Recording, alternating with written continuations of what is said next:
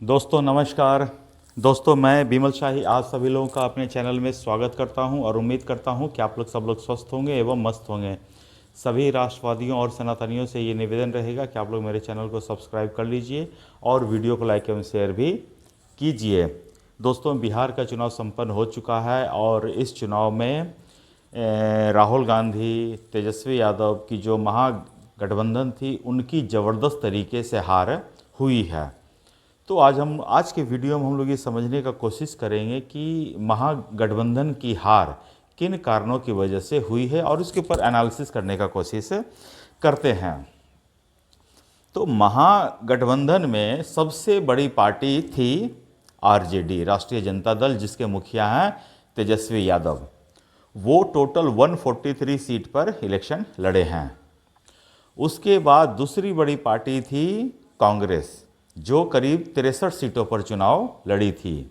उसके बाद मुकेश सहनी है जो करीब 15 सीटों पर चुनाव लड़े हैं। उसके बाद सीपीआई, सीपीएम थी जो टोटल मिला के 29 सीटों पर ये लोग भी चुनाव लड़े थे। अब देखिए सीटें किसको कितनी आई। Tejashwi Yadav is the biggest loser. वो 143 सीटों पर चुनाव लड़के मात्र 25 सीट जीत पाए हैं। उन 25 सीटों में भी आप कई ऐसे सीट देखेंगे, करीब 7 से 8 सीट ऐसे हैं जो 5,000 या उससे कम के मार्जिन पर जीते हुए हैं। 2 या 3 तो ऐसे सीट हैं जो 1,000 के मार्जिन से कम में जीते हुए हैं। उसी तरह आप कांग्रेस को ले लीजिए। कांग्रेस कुल मिलाकर 6 सीट ही जीत पाई है। उस 6 सीट में भी 2 सीट ऐसी हैं या 3 सीट ऐसी हैं जो 1,000 से कम मार्जिन से कांग्रेस जीती है। मुकेश सहनी की यह पार्टी है वीआईपी। वीआईपी ने 0 सीट जीती है, एक भी सीट नहीं जीती है। उसके बाद आप आ जाइए सीपीआई, एमएल, सीपीएम से ये लेफ्ट पार्टी जो है वो एक सीट जीती हैं। तो ये पूरा जो है महागठबंधन का पूरा टोटल 36 या 37 सीटें लोग जीते हैं। सोचिए तेजस्वी यादव को अगर 2 सीट और नहीं जीतते तो इनको एलओपी का पोजीशन मिलना मुश्किल होता। अभी कम से कम एलओपी बन जाएंगे ये। लेकिन अगर 2 सीट जो 200 से और एक 600 सीट से जो जीते हैं, अगर ये दोनों सीट अगर दूसरे पार्टी के खाते में चली जाती है तो इनको ये भी एलओपी का पोजीशन भी मिलना मुश्किल होता। तो समझते हैं कि अब ये लोग हारे क्यों। दोस्तों हार का सबसे बड़ा कारण जहाँ तक मैं समझता हूँ, आरजेडी का, तेजस्वी यादव का राहुल गांधी से दोस्ती। Rahul Gandhi is a non serious politician. Rahul Gandhi को पॉलिटिक्स में इंटरेस्ट है ही नहीं, तो फिर राहुल गांधी पॉलिटिक्स क्यों करते हैं। अब इस बात का जवाब या तो राहुल गांधी दे सकते हैं, उनके मम्मी दे सकती हैं, या उनके पार्टी के जो नेता हैं जो उनको अपना सब कुछ मानते हैं वो दे सकते हैं। मैं कोई नहीं हूँ देने वाला।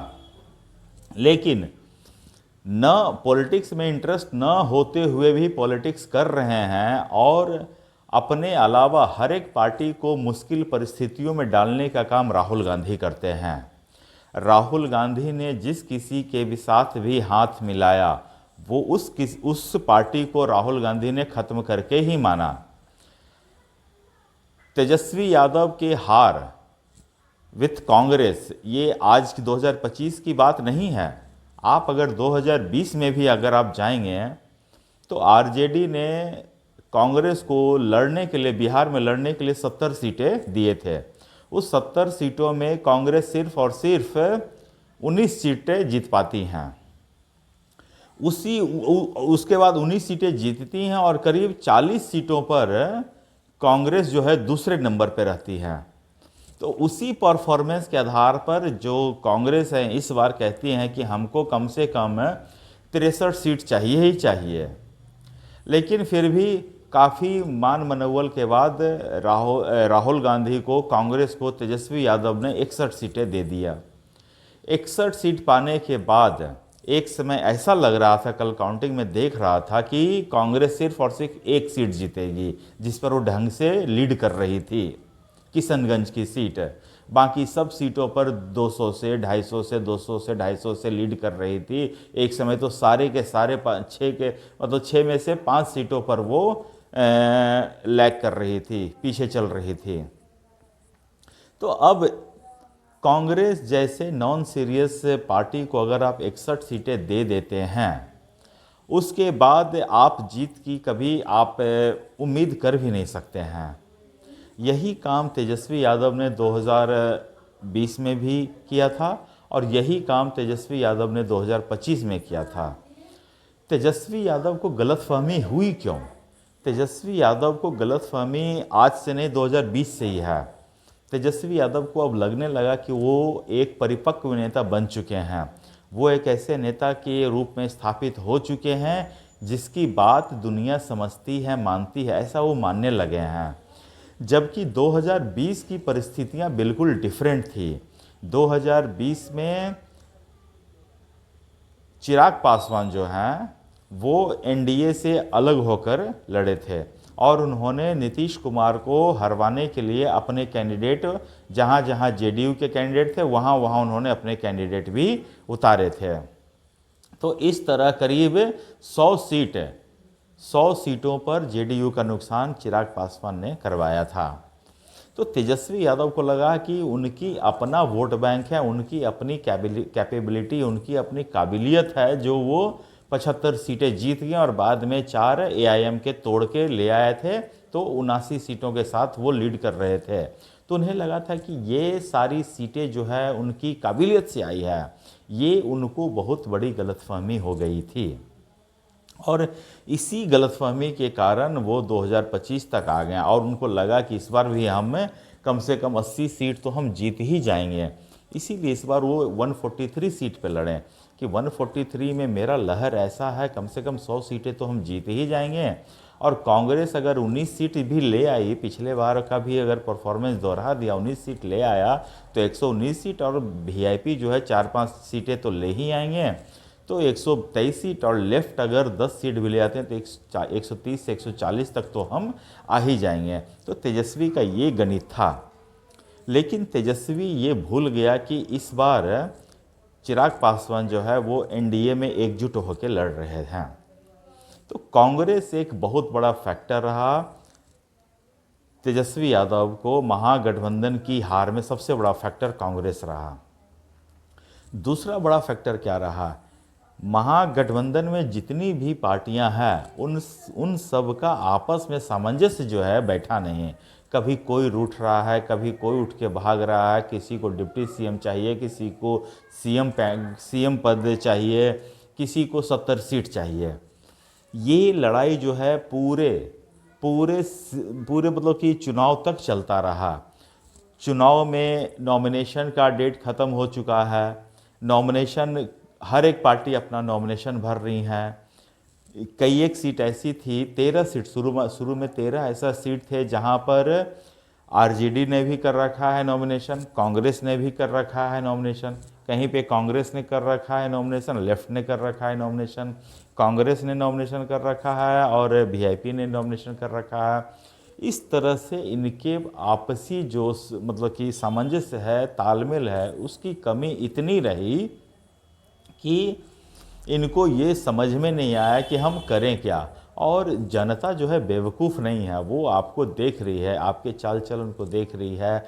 जनता ये समझ रही है कि आपको जब एक दूसरे पर भरोसा नहीं है तो हम एज ए वोटर आप पर भरोसा क्यों करें। तो जनता ने देखा कि जो पार्टी के बीच में सामंजस्य हैं उनको बेहतर विकल्प के रूप में चुना। अगर उनसे थोड़े नाराज़ भी थे तो भी उन्हीं को चुना, आपको नहीं चुना, क्योंकि आप में आपसी फूट शुरुआत से ही थी। तो जनता को लग गया था कि जब चुनाव जीते नहीं हैं और उसके बाद इस आप में इतने मतभेद हैं, अगर आप चुनाव जीतेंगे तो ये मतभेद और उभर कर सामने आएगा। तो जनता ने इसकी नौबत ही नहीं आने दी, जनता ने पहले ही उस चीज़ को ख़त्म कर दिया। ये तो हुआ दूसरा कारण।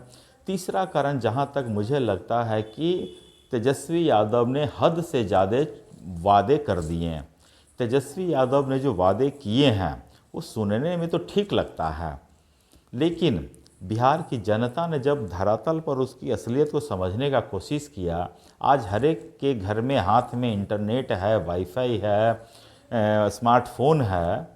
ऐसे समय में अगर आप जनता को बरगलाने की कोशिश करते हैं तो जनता भी आज के समय में जनरेटिव एआई और आर्टिफिशियल इंटेलिजेंस के युग में अगर आप सोचेंगे कि जनता को हम बेवकूफ़ बना देंगे अपनी चिकनी चुपड़ी बातों से, तो मुझे लगता है कि ये संभव नहीं है।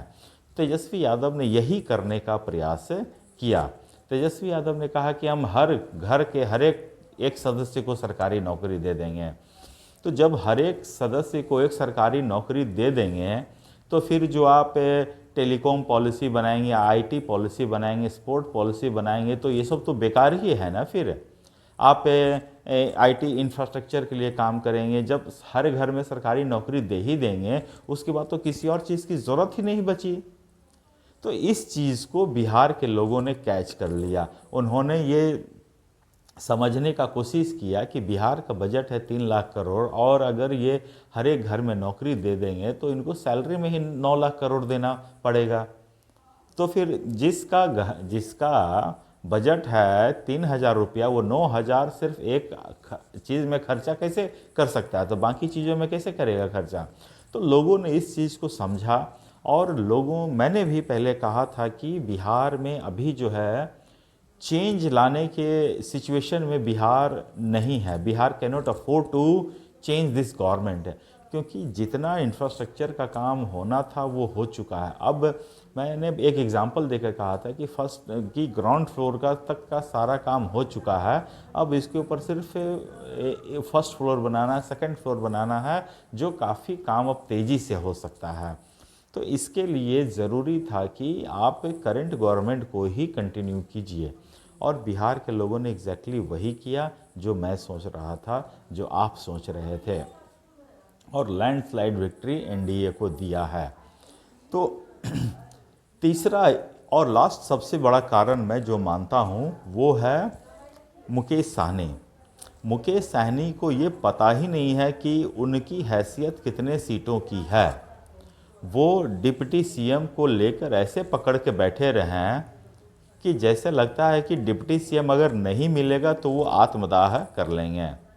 और फाइनली मैंने उनको पहले भी कहा था कि अगर तेजस्वी घोषणा कर भी देते हैं तो चुनाव जीतने के बाद आपको बनाएंगे नहीं। और देखिए, भगवान ने उनकी बात कभी सुनी ही नहीं, और उनको इस लायक छोड़ा ही नहीं कि अब वो कभी जीवन में डिप्टी सीएम का नाम लेंगे ही नहीं। और तेजस्वी यादव इनके आगे झुके, इन्होंने इतना गला पे चाकू रख के इतना प्रेशराइज किया कि तेजस्वी यादव को मुस्लिम को छोड़कर इनको डिप्टी सीएम का कैंडिडेट घोषित करना पड़ा। तभी मुसलमान उनसे बिदकना शुरू हो गए, छिटकना शुरू हो गए कि जो 3% है आप उनको दे रहे हैं डिप्टी सीएम, और हम 17% है, आप हमको कुछ भी नहीं दे रहे हैं। तो सारा का सारा उसी से हम मुस्लिम लोगों ने ये डिसाइड किया कि अब इनको हम एक भी वोट नहीं देंगे, और सारा का सारा वोट उन्होंने ओवैसी जी की पार्टी को दिया। और last but not the list, किस पार्टी से आपको अलायंस करना है, इसमें तेजस्वी यादव बहुत बड़ा मतलब कि फेलियर उनका हुआ है।